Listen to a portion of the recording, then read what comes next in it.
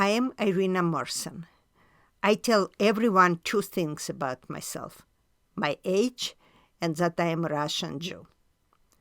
I was born in the coal mining region of Ukraine and grew up in Minsk, Belarus, where my parents both worked as engineers. My mother was a chemical engineer and my father an electrical engineer. Because of their strict work schedules under the Soviet regime, where even being late for work was punishable by prison, they depended on me to care for myself. By kindergarten, I had to walk by myself to school after my parents left for work. I learned responsibility and independence in a very early age. My sister was born when I was 6. I would walk her to preschool, drop her off, and then continue on to my school. Afterward, I picked her up, and on the way home, we might stop for ice cream or to see a circus near our house. I attended a special public school that focused on math and physics. I started playing piano when I was 8, even though I did not have a good ear. 4 times a week for 8 years, I took a trolley to music school where I studied theory, history, and performance. I also made time to study art history on my own. I'm very right-brained, and my dream was to become an art historian. When I was in the 10th grade, my mother arranged for me to meet an art historian. Despite her being well-connected, this woman could only get a job at a very small museum. My mother, in her wisdom, pointed out that with no connections, I was not likely to get any job, and suggested that I channel my love of art history into a hobby.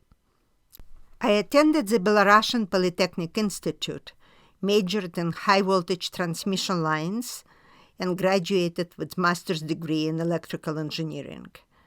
After graduation, I worked as an electrical engineer for the engineering arm of the Soviet Ministry of Energy. In my 20s, I married my husband Michael.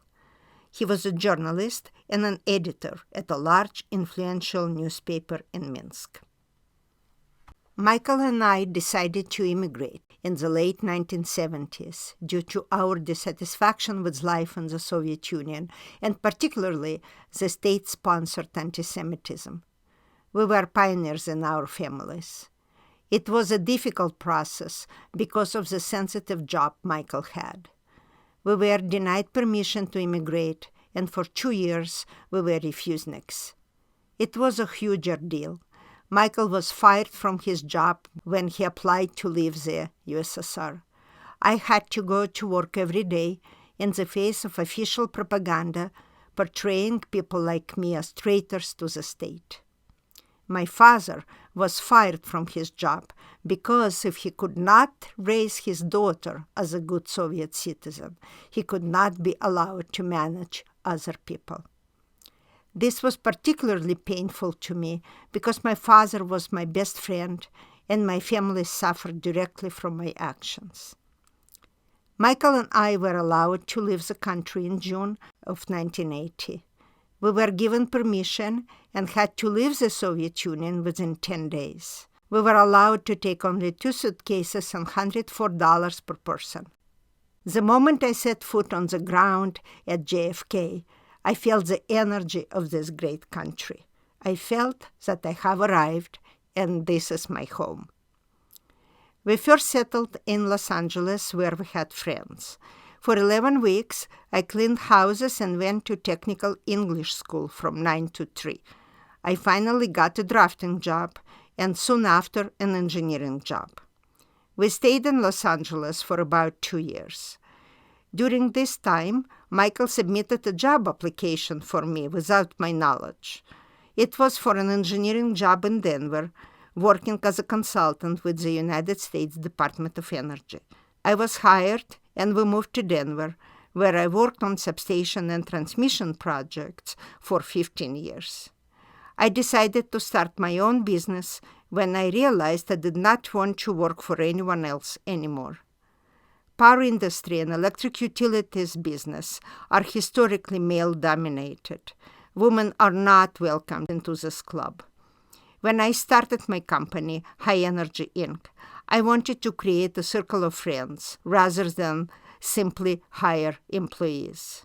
I also wanted people who are self-sufficient and who can manage their own time and responsibilities. Almost 20 years later, we are a successful business.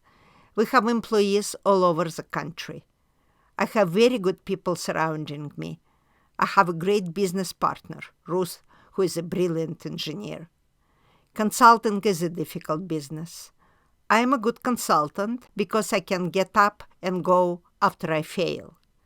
I taught myself to do it. It comes from being an immigrant and wanting to be successful. When faced with failure, I have to ask myself, did I have another choice? I am scared. I am terrified. I don't know how to do it, how to say it, how to think about it.